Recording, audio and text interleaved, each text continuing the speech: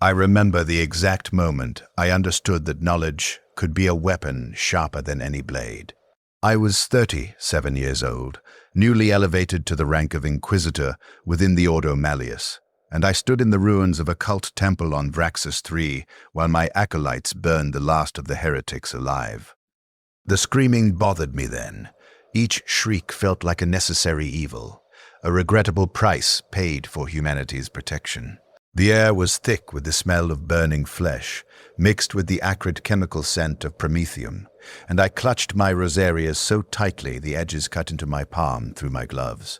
Around me lay scattered grimoires, their pages inscribed with symbols that seemed to writhe even as flames consumed them, and I ordered everything destroyed without examination, because that was what Orthodox Inquisitors did. We did not study the corruption.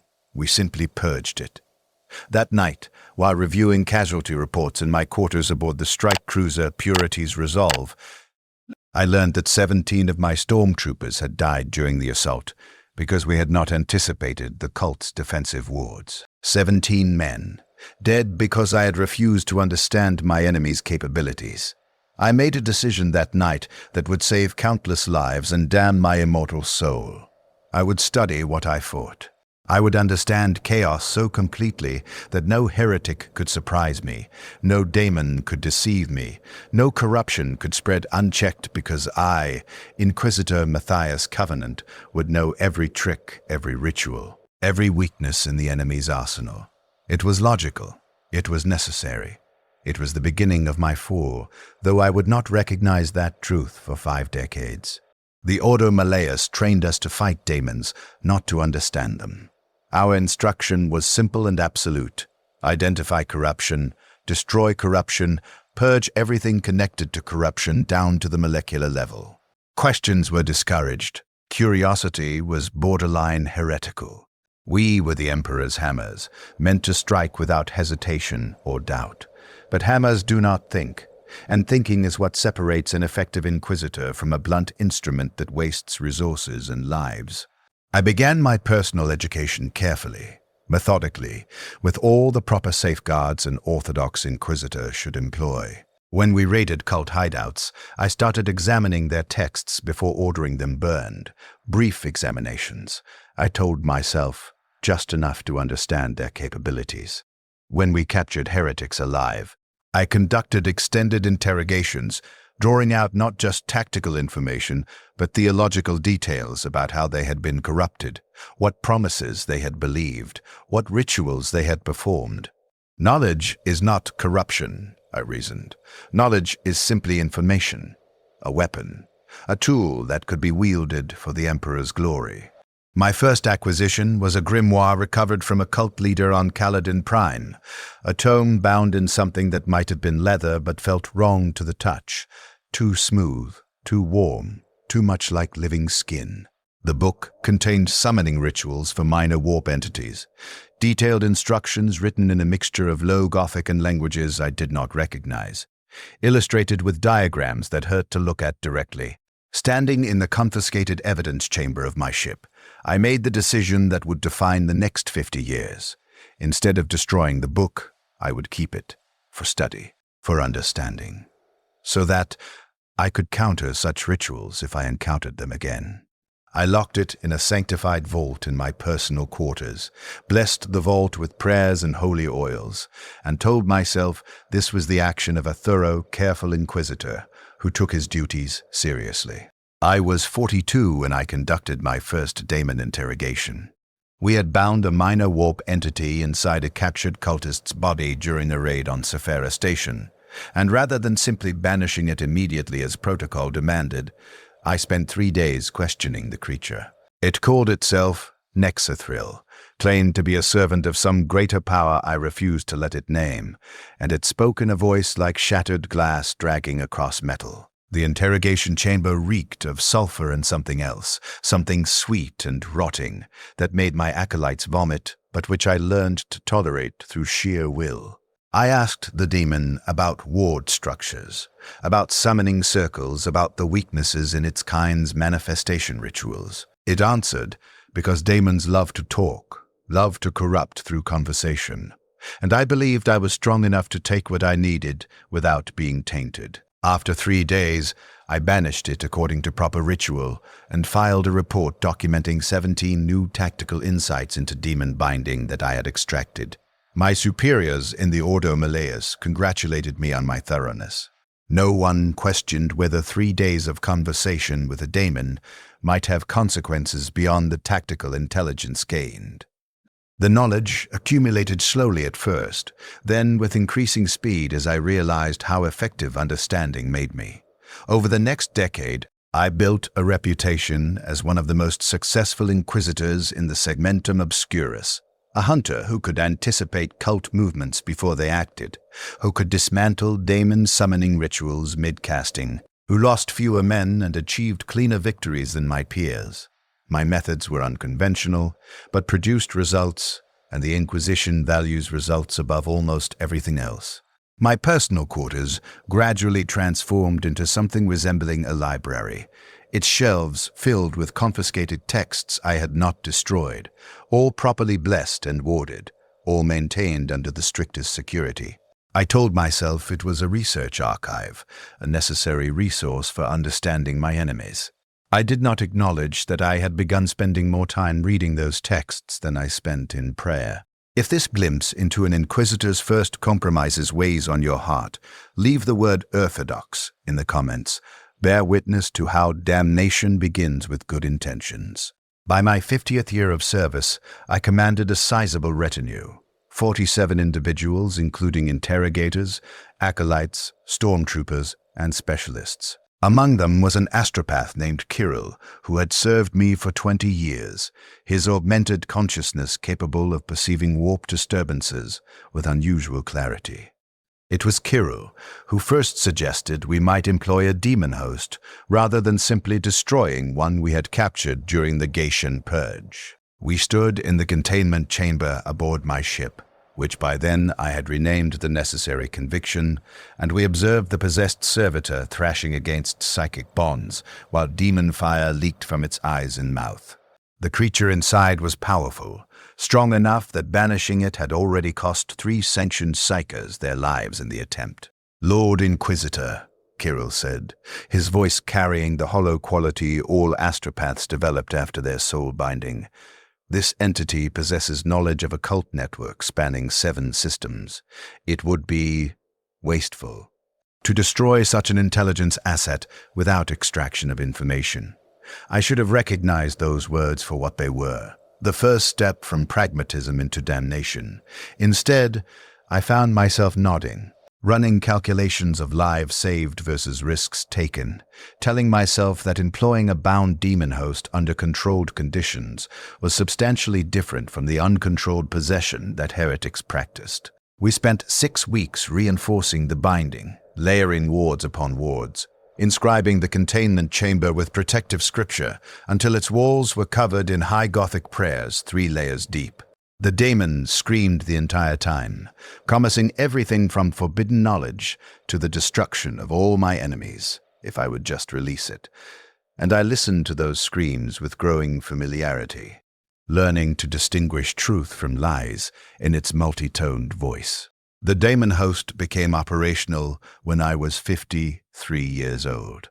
We kept it in a maximum security chamber, brought it out only during critical investigations, questioned it under the strictest protocols, while surrounded by 5 sanctioned psychers ready to destroy it if containment faltered.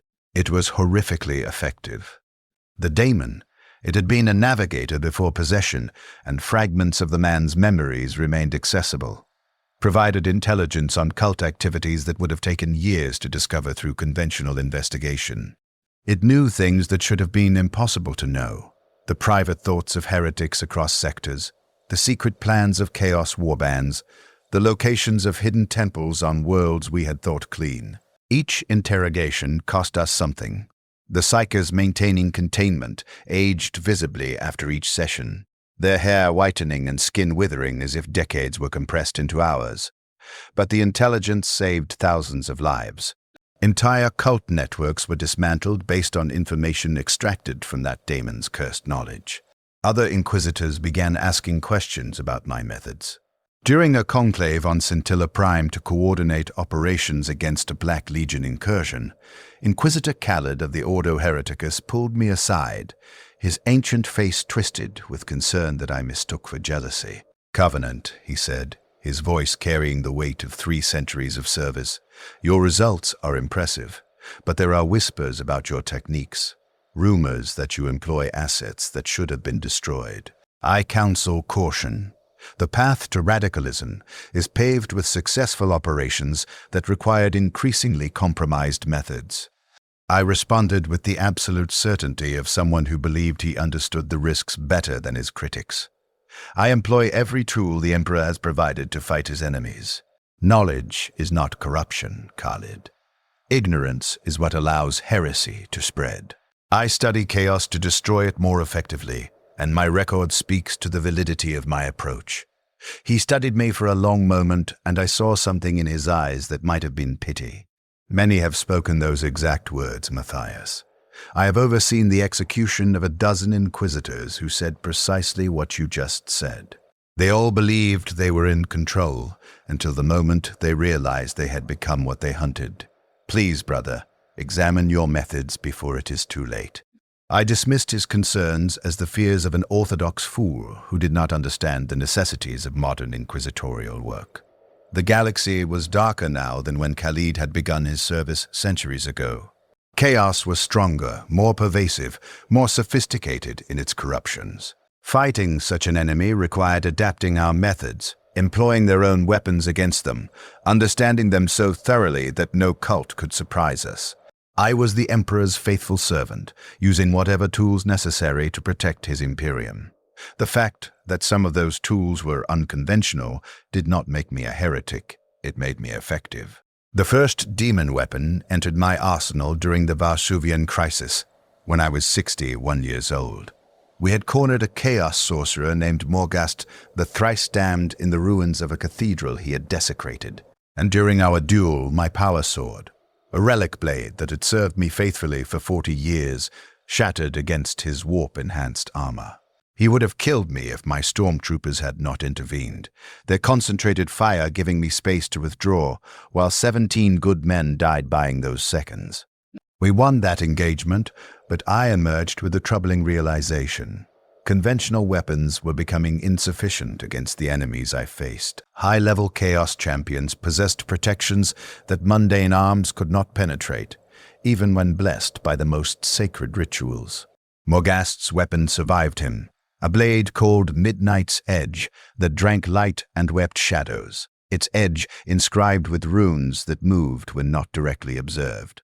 Standard procedure demanded its immediate destruction, melted down in sanctified forges until no trace remained. Instead, I had it transported to my ship and spent 3 months studying it, conducting minute examinations of its construction, the nature of the daemon bound within its metal, the specific pacts that gave it power. I consulted the texts in my library, which had grown to fill 3 chambers by then, and learned rituals of binding, methods of control, techniques for subjugating the weapon's demonic essence to human will. The sword spoke to me during those months of study, not in words exactly, but in impulses, suggestions, whispered promises of power that I could employ in the Emperor's service. It showed me visions of cultists falling before its edge, of daemons banished by the paradox of their own essence turned against them, of myself standing triumphant over chaos champions who could not be defeated by any conventional means. I performed the binding ritual on the anniversary of my elevation to Inquisitor, surrounding myself with protective wards and sanctified oils while chanting prayers that mixed High Gothic with phrases from captured grimoires, words of power that I had learned meant submission and servitude in the dark tongue. The demon inside the sword fought, testing my will for 6 hours straight, showing me visions of madness and offering bargains that would have damned me instantly if I had accepted. But I was stronger. I was the Emperor's Inquisitor, and my will was iron-forged in faith. When the ritual concluded, and I lifted Midnight's Edge for the first time as its master rather than a potential victim, I felt its power flowing into me.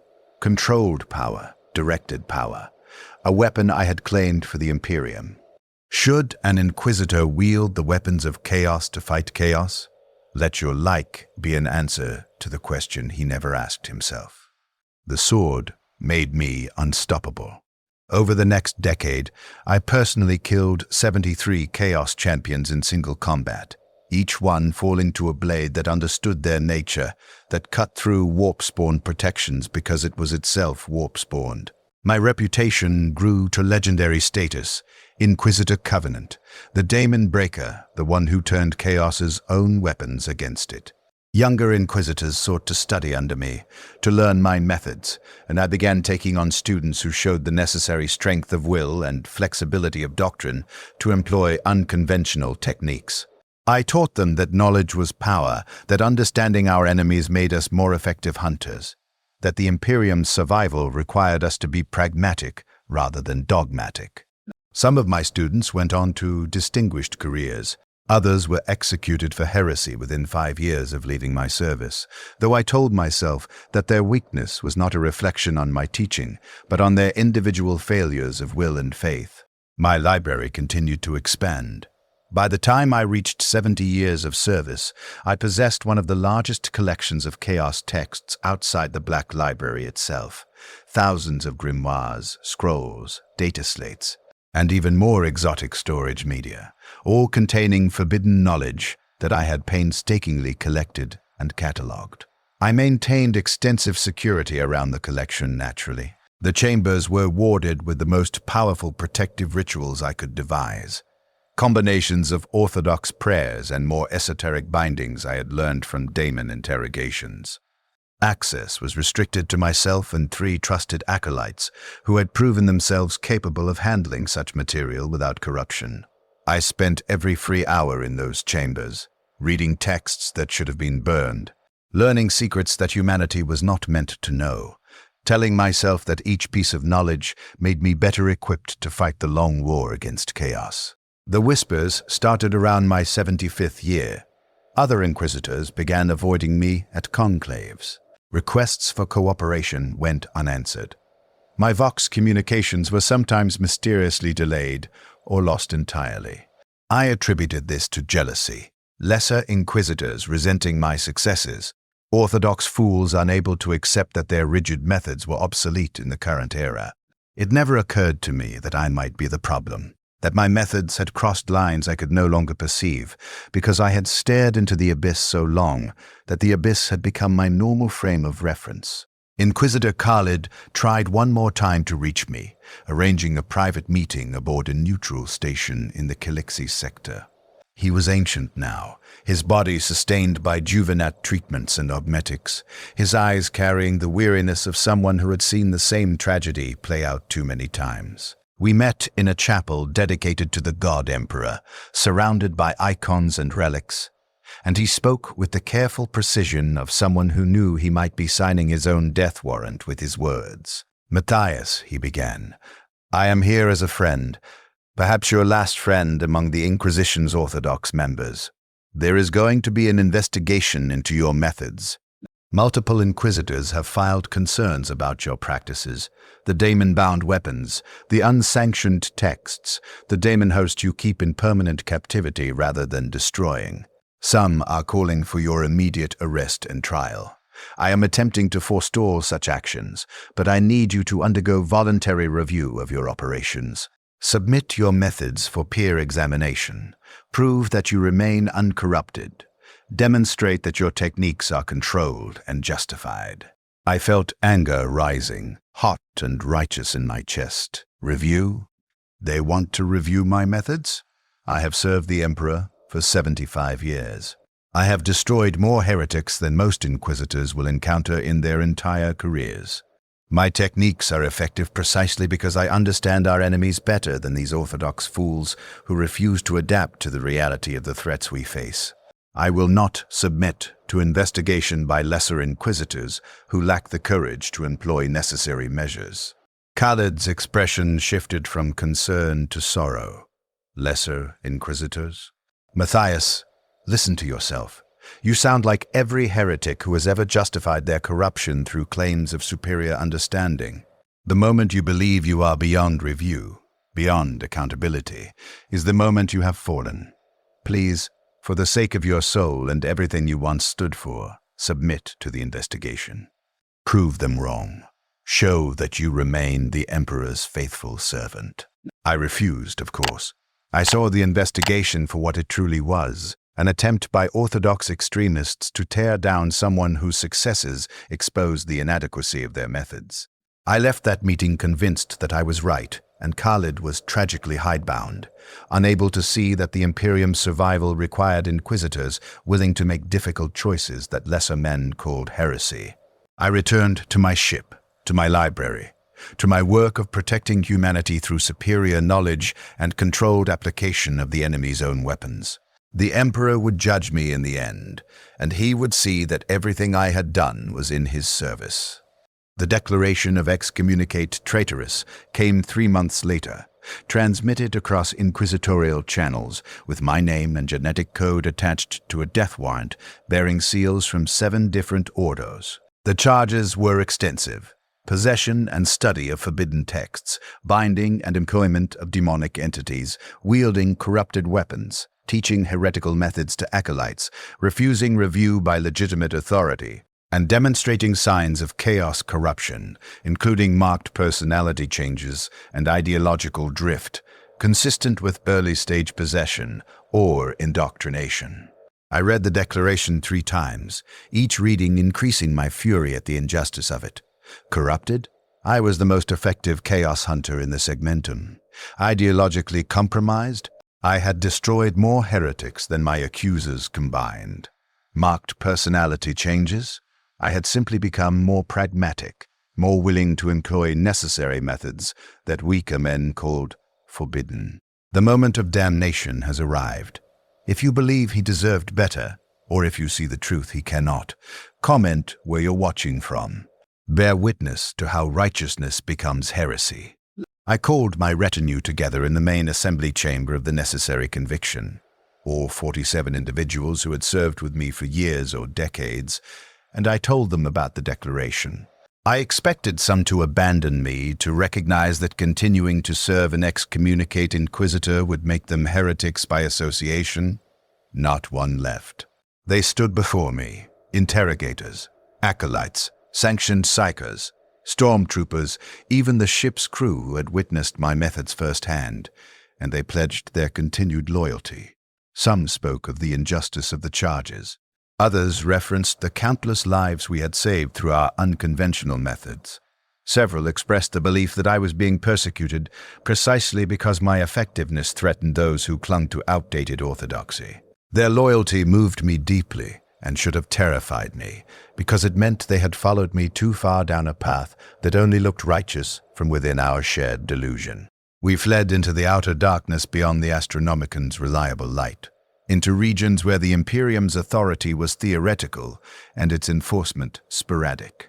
I had contacts in those regions, rogue traders, radical inquisitors, even some Xeno species who tolerated human presence in exchange for services against chaos incursions. We established a new base of operations on an uncharted world we named Sanctuary, a planet whose northern continent held pre-imperial ruins that showed signs of ancient warding against warp corruption. Over the next months, we fortified those ruins, built proper facilities for my library and research, and continued our work of fighting chaos from outside the Imperium's formal structures. I told my retinue that we were doing the Emperor's work in exile, that eventually the orthodox fools would recognize their error and welcome us back, that our methods would be vindicated by our continued successes. I believed these things absolutely because the alternative, that I had become what I hunted, was inconceivable to me. The daemon host proved invaluable during our exile. Cut off from official inquisitorial intelligence networks, we relied increasingly on the creature's impossible knowledge to locate chaos incursions and cult activities. The thing was more talkative now, offering information without being asked, suggesting targets that it claimed needed immediate attention. I should have questioned why a daemon would willingly help us fight chaos, but I rationalized it as the result of my binding being so complete that the creature had no choice but to serve my purposes. We conducted interrogation sessions 3 times weekly now, instead of only during critical investigations. And I noticed that the psychers maintaining containment were dying faster. They lasted months now instead of years, but there were always more psychers in the outer dark. Rogue or unsanctioned individuals, grateful for the protection my warband could provide in exchange for their service. My sword, Midnight's Edge, began speaking more clearly, not audibly, but through impressions that formed directly in my thoughts, suggestions about tactics or targets or uses of power that I had not considered. The blade showed me that I could channel warp energy through its structure if I knew the proper techniques, drawing on the daemon essence bound within to enhance my physical capabilities or manifest minor reality distortions. These were the same techniques chaos sorcerers used, but I employed them in the Emperor's service, which made them fundamentally different, didn't it? I taught several of my most trusted acolytes how to channel power through demon weapons we had collected, showing them the rituals of control and binding that prevented the weapons from claiming their wielders.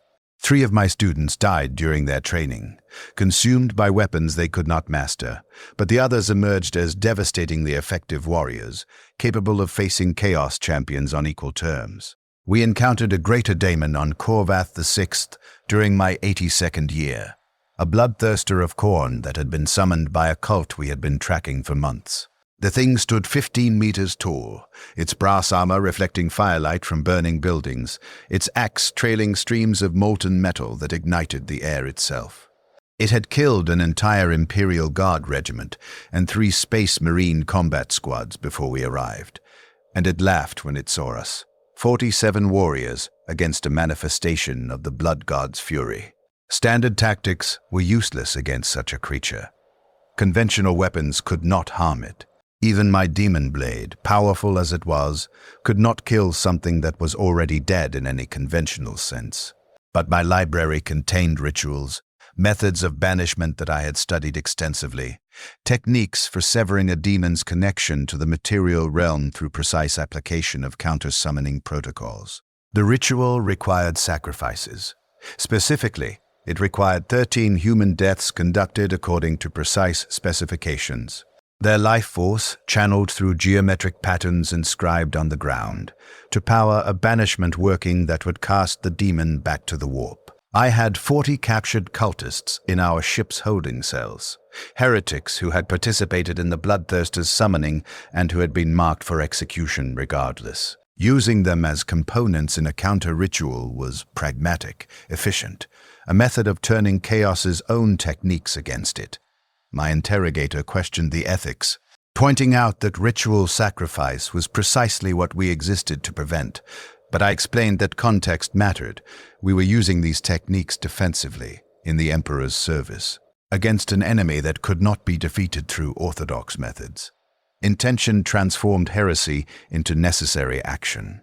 We performed the ritual at midnight, inscribing the necessary patterns on the floor of a desecrated cathedral, while the bloodthirster raged outside, slaughtering the remaining population of Corvath VI's capital city. Kirill the astropath led the working, his voice speaking words I had transcribed from a dozen different grimoires, syllables that hurt to hear and tasted of copper and ash. My acolytes brought the captives forward one by one, and I personally conducted the executions, channeling their dying breath into the ritual pattern through techniques that felt disturbingly natural, as if I had performed such workings many times before, even though this was my first. The bloodthirster felt what we were doing and charged the cathedral, its roars shaking reality itself. But 13 deaths later, the pattern was complete, and I spoke the final words of banishment that my studies had taught me. Reality tore open in a reverse summoning, a wound in space that caught the demon mid-charge and dragged it back to the warp while it screamed promises of vengeance that echoed in dimensions my enhanced senses could now perceive. We won. Corvath Zeus's remaining population, perhaps 3,000 survivors from a planet of millions, was saved from complete destruction. My warband celebrated our victory, singing prayers of thanksgiving to the Emperor, while I stood in the center of the sacrificial pattern and tried to understand why I felt nothing. No guilt over the 13 executions. No horror at having performed the exact kind of ritual that I had spent decades destroying. No recognition that I had just crossed a line that should have been uncrossable. I felt only satisfaction at a successful operation, pride in the effectiveness of my methods, and eagerness to document the ritual so it could be employed again when necessary. This cycle has repeated for millennia, Inquisitors becoming what they hunt. If you think it must end, let your engagement be the warning he never received. Like and subscribe. The marks appeared gradually, so slowly that I did not notice their arrival until my reflection became unfamiliar. They started as faint scarring around my temples, patterns that I attributed to the strain of channeling warp energy through Midnight's Edge during combat. Then came the discoloration of my hands, my palms developing a faint gray tinge that no amount of washing could remove. The ship's medicae attributed it to chemical exposure from handling ancient texts, which was plausible enough that I accepted the explanation without deeper investigation. More marks followed over the next several years, geometric patterns that appeared on my arms and chest, lines that connected in ways that suggested symbols I had seen in grimoires, but which I told myself were merely scarification from wearing armor for decades without proper medical attention. My acolytes never mentioned the marks, and I assumed they simply had not noticed or were too loyal to comment. Looking back now, standing here surrounded by inquisitorial stormtroopers with their weapons trained on me while I bleed from a dozen wounds, I can see the marks for what they were. Badges of corruption that everyone else could recognize, but which were invisible to me because I had stopped being capable of honest self-examination. The symbols etched across my flesh are chaos marks, specific sigils that denote service to the ruinous powers, and they have been developing for decades while I convinced myself they were meaningless scars or skin conditions. My reflection in polished metal shows a stranger. A gaunt figure with eyes that glow with faint warp light, skin covered in crawling symbols, teeth that have sharpened to points without my awareness. I am everything I once hunted, everything I swore to destroy, and I only recognize this truth now that it is far too late for redemption. But even knowing what I have become, I struggle to accept it.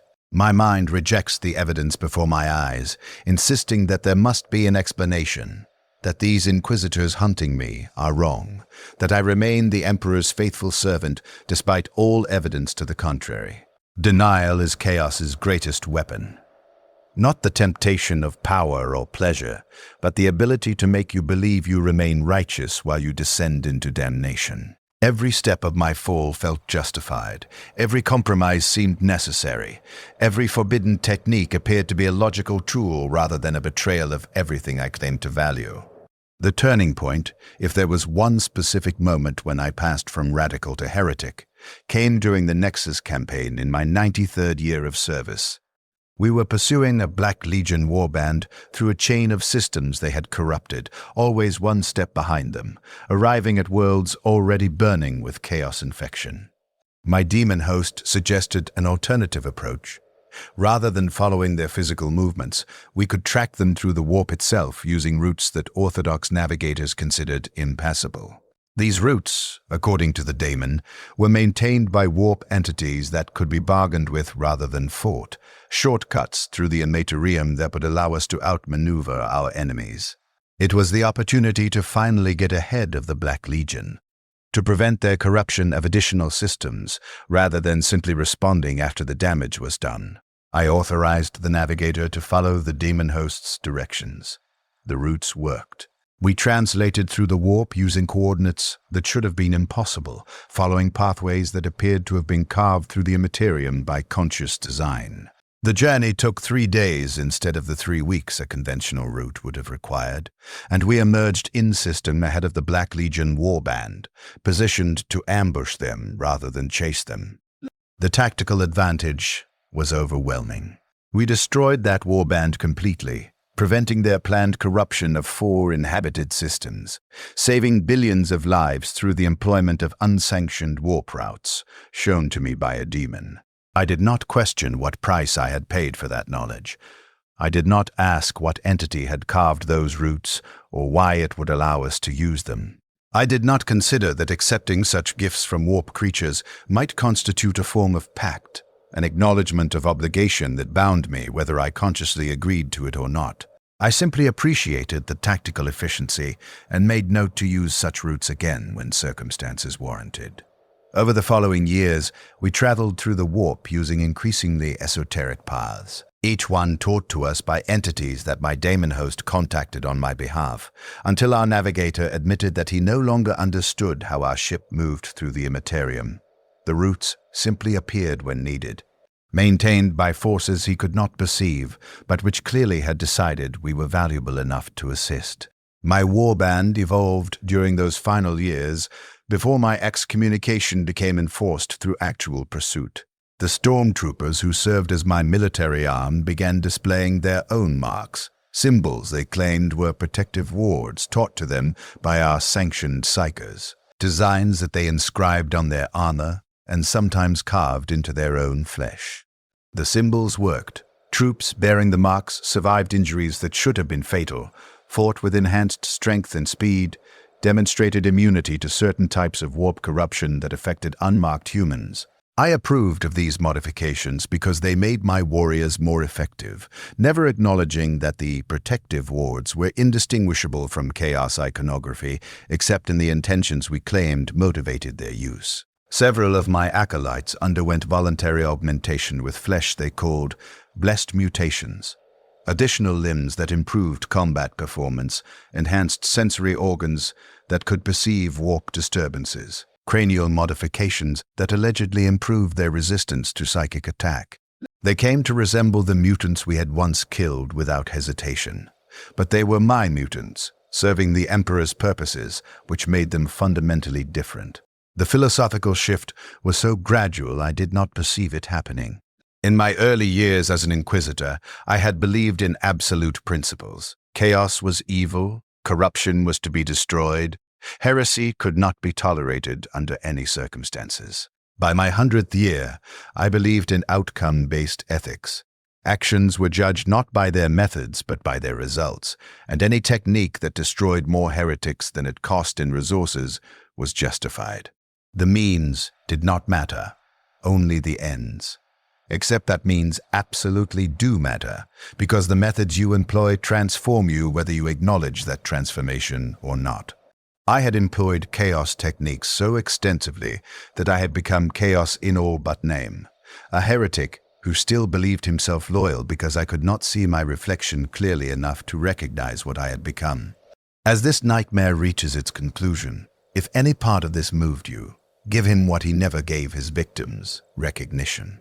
Leave traitor in the comments. The Inquisitorial Task Force finally cornered me on Sanctuary 6 months ago, during the planning stages of an operation against a word-bearer's cult. I had received intelligence about their location through my usual sources. The daemon host, verified by readings from my marked psychers, confirmed through scrying rituals that I conducted personally using techniques from my library. The cult was planning a mass summoning that would damn an entire subsector, and only my warband had the knowledge and capability to stop them. We were loading equipment onto shuttles for deployment when the first orbital strikes hit our compound, lance batteries from inquisitorial vessels that had translated in-system without being detected by our auger arrays. The strike should have killed us all, would have killed us all, except that something protected our facility, a shimmering barrier of warp energy that absorbed the orbital fire and redirected it harmlessly into the ground. I did not cast that barrier. I did not order any of my psychers to manifest such a defense. It simply appeared, erected by powers that had decided I was too valuable to lose. They sent 4 full Inquisitors along with their retinues, approximately 300 warriors in total, including Sisters of Battle from the Order of Our Martyred Lady, Grey Knights from the Chapter's Third Brotherhood, and enough military assets to destroy a small city. They established a siege perimeter, cut off our access to our ships, and demanded my surrender for trial. The lead Inquisitor was Khalid, ancient beyond measure now, his body more augmetics than flesh, his voice transmitted through Vox speakers because his organic lungs had finally failed. He broadcast his message on all frequencies, his tone carrying profound sadness beneath the formal declaration. Inquisitor Matthias Covenant, you are charged with heresy, corruption, and service to the ruinous powers. In the name of the God Emperor and by the authority vested in me by the Holy Orders, I command you to surrender yourself and your followers for trial and judgment. If you retain any fragment of the loyalty you once possessed, any shred of the man you were before corruption claimed you, you will end this now. Submit to judgment. Spare your followers the damnation that awaits them if they continue to serve you. I stood in the ruins of my compound, surrounded by my loyal warband, and I felt only rage at the injustice of his words. Heretic? I had fought chaos for a century. Corruption? I had destroyed more cults than these orthodox fools would encounter in their entire careers. Service to the ruinous powers, I served only the Emperor, using whatever tools necessary to protect his Imperium from the darkness. That my tools happened to be unconventional, that my methods resembled those of our enemies, that my warband displayed marks and mutations. These were surface details that ignorant observers mistook for corruption when they were actually badges of effective service. I rejected his demand and prepared to fight. My warriors responded with absolute loyalty, taking defensive positions, readying weapons both mundane and daemon-forged, preparing to defend our facility against overwhelming force. The siege lasted 5 days. We should have been overrun within hours given the disparity in forces, but my knowledge of defensive rituals and access to warp power made us far stronger than our numbers suggested. We employed summoning circles to call minor demons that fought as disposable shock troops. We channeled warp storms that confused targeting systems and disrupted communication. We sacrificed captured prisoners to fuel empowerment rituals that enhanced my warriors' combat capabilities. Each technique was something I had learned during my century of studying chaos, and each technique damned me further while I continued to believe I was fighting righteously. The Grey Knights breached our perimeter on the 5th day, their psychic might overwhelming the daemon barriers we had erected. They came in tactical squads, supported by dreadnoughts, their blessed armor immune to most of our exotic weapons. Their force weapons specifically designed to destroy the kind of warp-tainted existence I had become. They killed 20 of my warriors in the first engagement, banished 3 of our bound demons, and established a beachhead that allowed the Sisters of Battle to pour through. I led a counterattack personally. Midnight's Edge, singing with warp power, as I carved through power armor that should have been impenetrable, my enhanced speed and strength allowing me to kill 3 Grey Knights before they could coordinate their response. I felt invincible, blessed by forces I believed served the Emperor through my will. Then, I saw my reflection. We fought through a chamber that had once been my personal library, its walls lined with 10,000 texts that represented a century of study, and a stray bolt round shattered a mirror-polished section of wall. For just a moment, I caught a glimpse of myself in that reflection, not the righteous Inquisitor I believed myself to be, but the reality others saw. I was a thing of warp corruption, my body twisted by mutations I had not consciously noticed, my armor inscribed with chaos sigils that crawled and shifted, my sword weeping darkness that stank of the Imperium. Warp fire leaked from my eyes. My shadow moved independently of my body. The air around me distorted as if reality itself rejected my presence. I looked like every chaos champion I had ever killed, every heretic I had once hunted, every corruption I had sworn to destroy. The recognition lasted only a moment before combat forced my attention elsewhere. But in that instant, I understood what everyone else had been trying to tell me for years. I had become what I hunted, so gradually and completely that I could not perceive the transformation, even when staring at its evidence. But understanding did not bring acceptance. Even knowing what I am, I cannot truly believe it. My mind fractures around the contradiction. I am chaos. I serve the Emperor. These two facts cannot coexist, yet both are undeniably true. The cognitive dissonance is destroying me more thoroughly than any external attack, tearing apart the identity I constructed over a century of service, revealing the hollow corruption beneath the delusion of righteousness. Now you understand what the Inquisition truly costs. If you dare learn more truths, subscribe. The Emperor protects, except from this. They cornered me here, in the deepest chamber of my facility, surrounded by the most forbidden texts from my collection. My warband is dead or dying. I can hear the sounds of execution through the walls, bolt rounds ending the lives of followers who served me loyally into damnation. Khalid stands before me personally now, flanked by 2 grey knights, his augmetic eyes leaking tears that his cybernetic body should not be able to produce. He is weeping for me, for what I was, for the tragedy of my fall. He speaks, and his voice carries the weight of having witnessed this exact scenario too many times across his centuries of service. Matthias, he says, using my first name as if I were still a brother rather than a condemned heretic, do you understand what you have become? Can you see yourself clearly? You wield demon weapons. You conduct sacrificial rituals. You bear chaos marks across your entire body. You have bound demons to your service. You employ heretical techniques in every operation. You are everything you once swore to destroy. How can you possibly believe you remain loyal? I want to explain. I want him to understand that everything I did was necessary, that I studied chaos to fight it more effectively, that my methods saved countless lives even if they appeared heretical to orthodox observers. The words come out in a rush, my voice rising to a shout as I defend myself against accusations I cannot truly refute. I am the Emperor's servant. I have fought chaos for a century. Every technique I employ, every tool I wield, every compromise I make, all of it is in his service. You call me heretic because I am willing to employ methods your dogma forbids.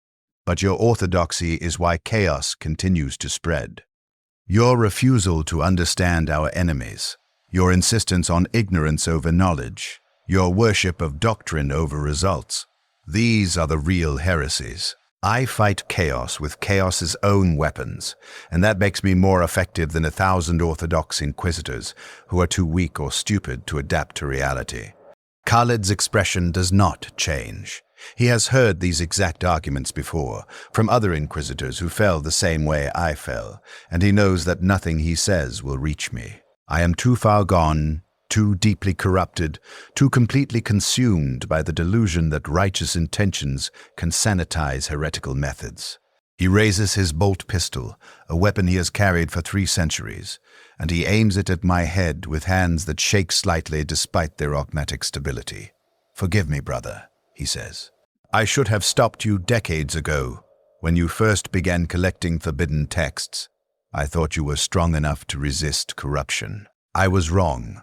Emperor, forgive us both." I charge him, Midnight's edge raised, channeling every fragment of warp power I have learned to command over a century of study. The sword blazes with black fire, reality distorts around me, and I move with speed that should not be possible for human flesh. I will kill him. I will escape.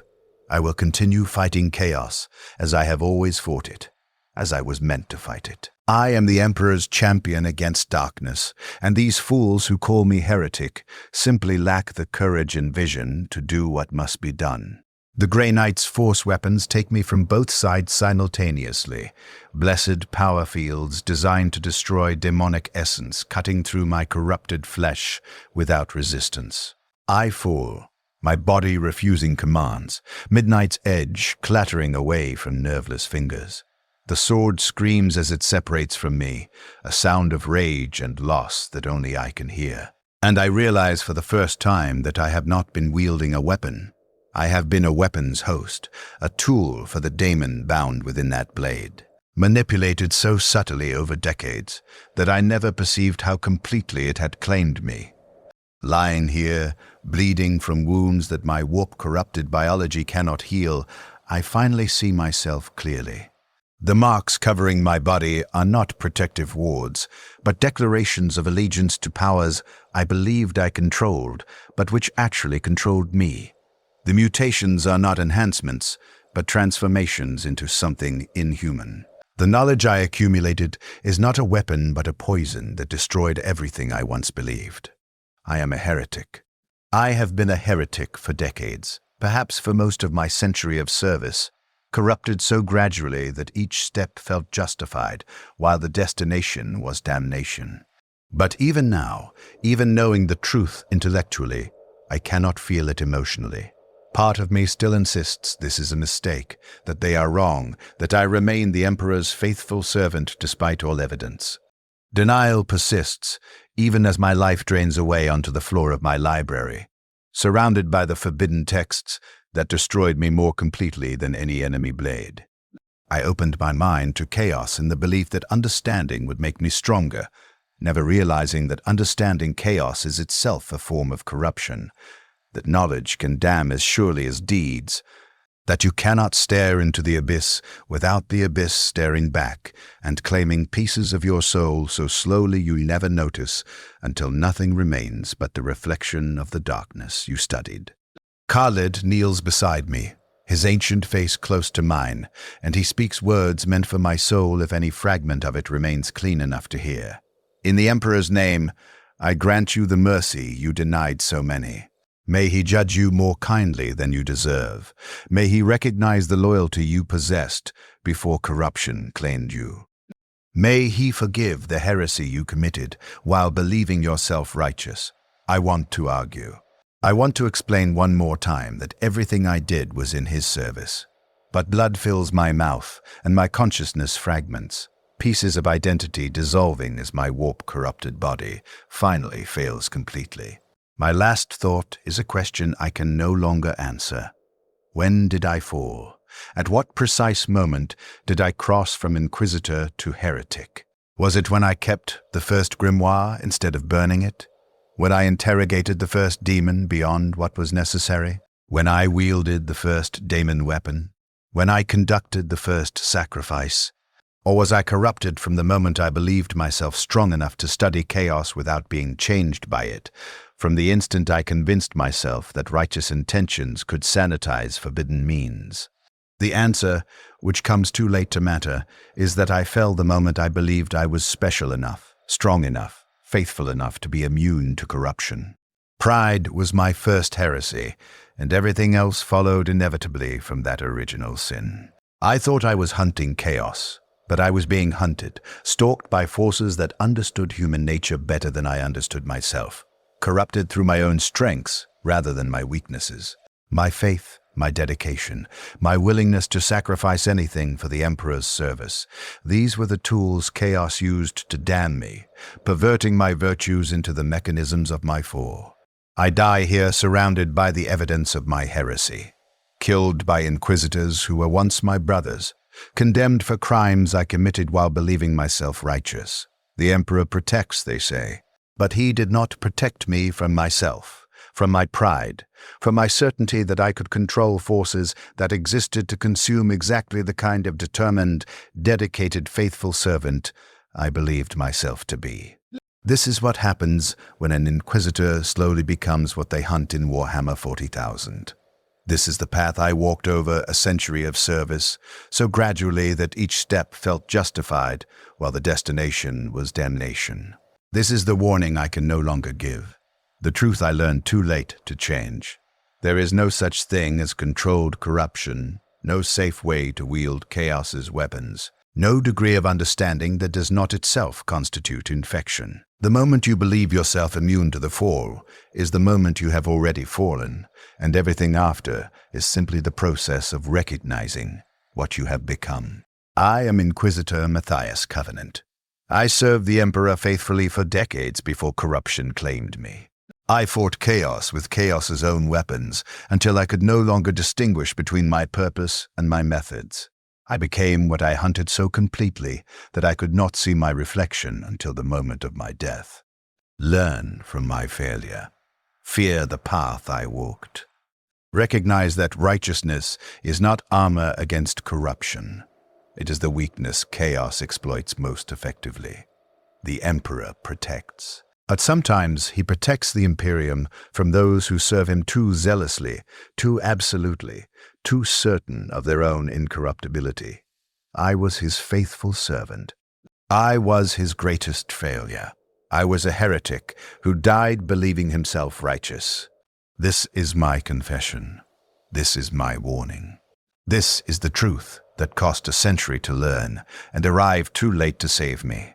May it arrive in time to save you.